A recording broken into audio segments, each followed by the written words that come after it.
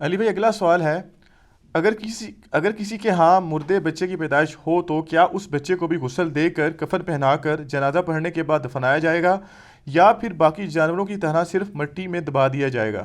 Please اس میں یہ وضاحت بھی کر دیں کہ بچے کی میت پر بھی وہی دعا پڑھی جائے گی جو عموماً بڑوں کی میت پر پڑھی جاتی ہے؟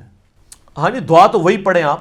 ویسے حنفیوں کے ہاں ایک دعا اور ملتی ہے، وہ امام بخاری نے بھی تعلیقاً لی ہے، اس سے ملتی جلتی دعا صحیح بخاری کے اندر، اور سند اس کی بیان نہیں کی ہے. البتہ آپ کو حضرت ابو ہریرہ سے سنن کبریٰ البیہقی کے اندر اس سے ملتے جلتے الفاظ مل جاتے ہیں کہ وہ چھوٹے بچے کے اوپر جب جنازہ پڑھا کرتے تھے تو وہ دعا مانگا کرتے تھے، اللہم اجعلہ سلفا و فرطا و ذخرا، اے اللہ اسے ہمارا پیش رو آگے بنا، اسے ہمارے لیے آخرت کا سرمایہ بنا اور آخرت کے لیے ذخیرہ بنا. ظاہر ہے چھوٹا بچہ ہے، معصوم ہے، اس کی شفاعت قبول کی جائے گی. بخاری مسلم میں حدیث ہے، نبی علیہ السلام فرمایا جس کے 3 چھوٹے بچے مر گئے تو اللہ تعالیٰ اس کے صبر کرنے کے سبب اگر وہ اللہ سے ثواب مانگے گا تو اللہ اسے جنت دے گا. تو ایک عورت نے کہا یا رسول اللہ اگر 2 بچے مرے ہوں، فرمایا 2 والے کو بھی ملے گا.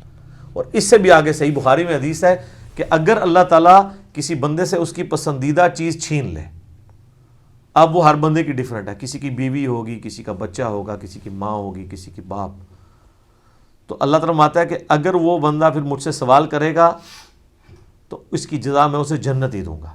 جیسا کہ صحیح بخاری میں آتا ہے کہ اگر میں اپنے کسی بندے سے آنکھیں لے لوں تو میرے پاس جنت کے سوا کوئی جزا نہیں ہے اس کے لیے، کیونکہ دنیا میں نے اس سے ایک قیمتی چیز اس کی لے لی ہے، تو اسے یہ انعام دیا جائے گا. تو صبر کرنے کے اوپر فائدہ ہے جی، لیکن صبر جو ہے وہ صدمے کے آغاز میں ہوتا ہے.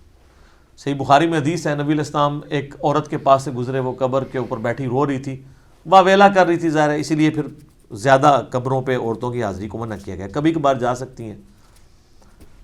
تو نبی علیہ السلام نے فرمایا کہ صبر کر.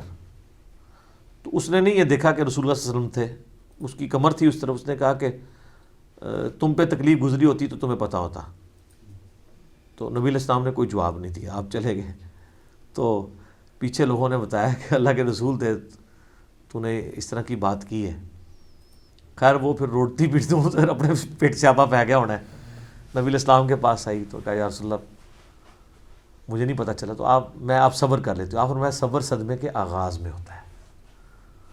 جس سے یہاں بھی لوگ پوری گالی گلوچ کر کے اینڈ تک کہتے ہیں بس یہ صبر کر رہے ہیں جی، اسی آخرت ہی پوچھاں گے، اتنے کوئی کسر نہیں جان دے تھے بدلہ لینے دی، پھر بھی غصہ نہیں ٹھنڈا ہوتا تو یہ کہہ رہے ہوتے ہیں. اس طریقے سے صبر نہیں ہوتا، صبر صدمے کے آغاز کے اوپر ہوتا ہے. باقی جو آپ نے وہ اسپیسیفکلی سوال پوچھا تھا، اس کے اوپر امت میں 2 رائے ہیں، لیکن مضبوط رائے یہی ہے جو ابو داؤد میں اور ترمذی میں حدیث ہے. نبی علیہ السلام نے فرمایا جو ساکت بچہ یعنی وہ پری میچور بچہ پیدا ہوتا ہے، آپ علیہ السلام نے فرمایا کہ اس کا جنازہ بھی پڑھو اور اس کے ماں باپ کے لیے بھی دعا مانگو، یعنی وہ ان کے لیے ذخیرہ آخرت بنے. یہ حدیث ترمذی میں بھی ہے اور ابو داؤد میں بھی، اور امام ترمذی نے اس کے ساتھ کومنٹس لکھے ہیں اسی حدیث کی وجہ سے. انہوں نے کہا ہے کہ ہمارے جو اسلاف ہیں اس بات کے قائل ہیں کہ بچہ جو ہے مردہ بھی پیدا ہوگا تو اس کا جنازہ پڑھا جائے گا. تو ظاہر ہے اسے کفن تو خیر سارے ہی دیتے ہیں، غسل بھی دیا جائے گا، اختلاف جنازے کے اوپر آتا ہے.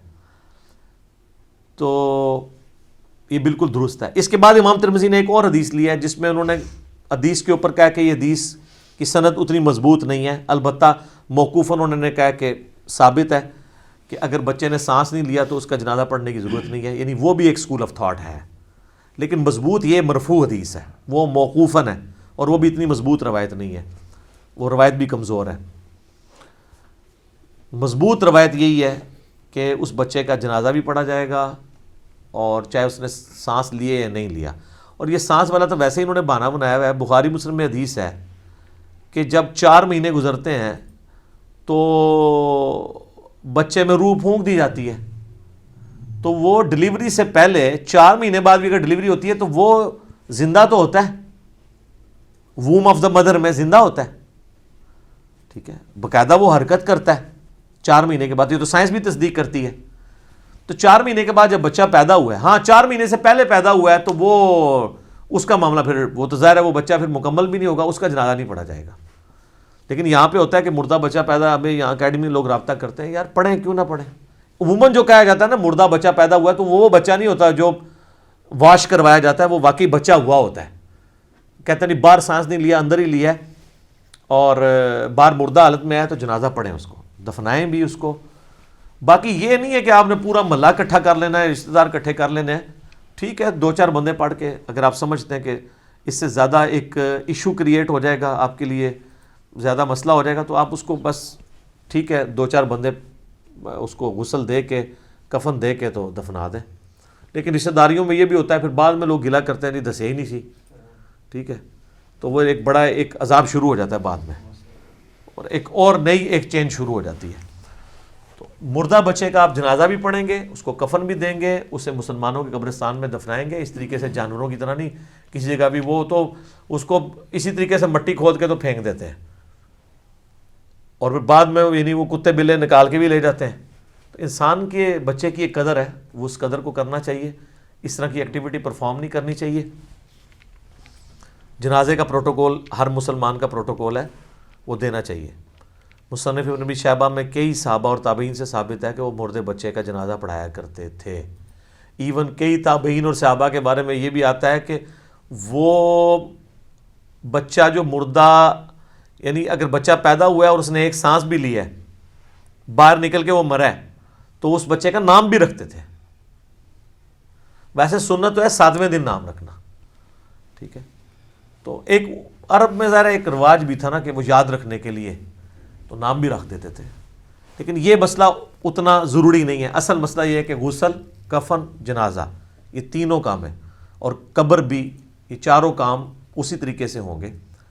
اور دعا میت کے اوپر آپ وہی والی پڑھیں، اور یا جو حضرت ابو ہریرہ کی میں نے دعا بتائی ہے وہ آپ پڑھ لیں. جس کو جنازے کی دعائیں یاد نہ ہوں وہ کوئی اور دعائیں بھی مانگ سکتا ہے.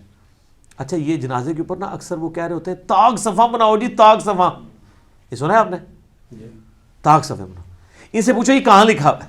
وہ کہتے ہیں طاق اللہ کو پسند ہے. دیکھیں جی نمازیں بھی طاق ہیں، اور جی وہ طواف کعبہ کے چکر بھی طاق ہیں جی، 7 ہیں. نمازیں 5 ہیں. اچھا نمازیں تو 5 ہیں، لیکن فجر کے رکعتیں بھی جفت ہیں، ظہر کی بھی جفت ہیں، عصر کی بھی جفت ہیں، عشاء کی بھی جفت ہے، صرف مغرب کی طاق ہے نا. تو جفت طاق سارے اللہ کے. البتہ یہ بات صحیح ہے، بخاری مسلم میں حدیث ہے کہ اللہ تعالیٰ وطر ہے اور وطر کو پسند کرتا ہے. یعنی اللہ کو طاق پسند ہے. اس کا یہ مطلب نہیں کہ جفت جو ہے وہ اللہ کو ناپسند ہے، یہ زیادہ پسند ہے، کیونکہ اللہ بھی آڈ ہے نا، طاق ہے. تو لوگ کہتے ہیں اس وجہ سے ہم طاق صفحے بنواتے ہیں. چلے اگر کوئی اس وجہ سے بنواتا ہے وہ بالکل درست ہے، بشرطے کہ اگلی صفوں میں جگہ خالی نہ ہو.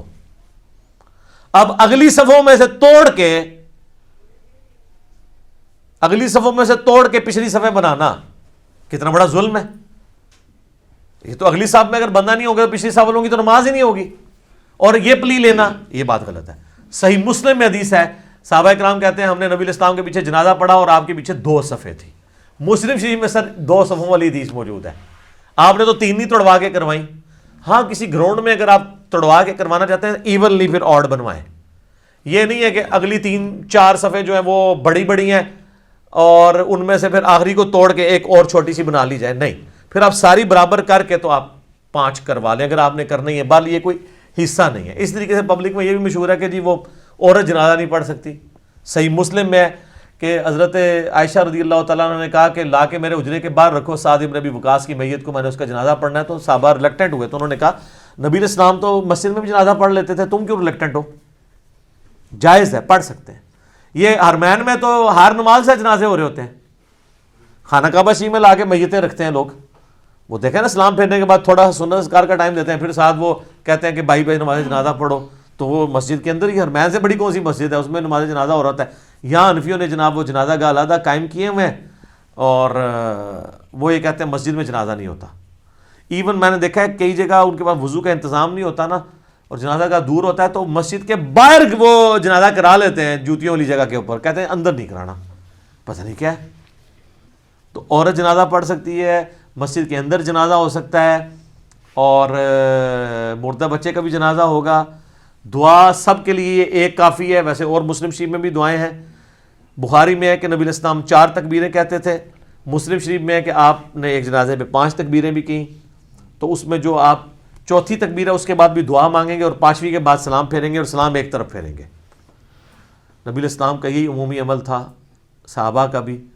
تابعین سے 2 طرف پھیرنا ثابت ہے, ہم اس کے اوپر بدعت کا فتویٰ نہیں لگاتے, لیکن سنت یہ ہے کہ دائیں طرف سلام پھیرا جائے. تو پورے عرب کے اندر دائیں طرف ہی پھیرا جاتا ہے. یہاں پہ تو اہل حدیث بھی پتہ نہیں حنفیوں کے ڈر کے سے 2 طرف پھیرتے ہیں, چند ایک ہیں جو ایک طرف پھیرتے ہیں. حالانکہ 2 طرف والی روایتی جو ہے وہ ضعیف ہے, کمزور روایت ہے.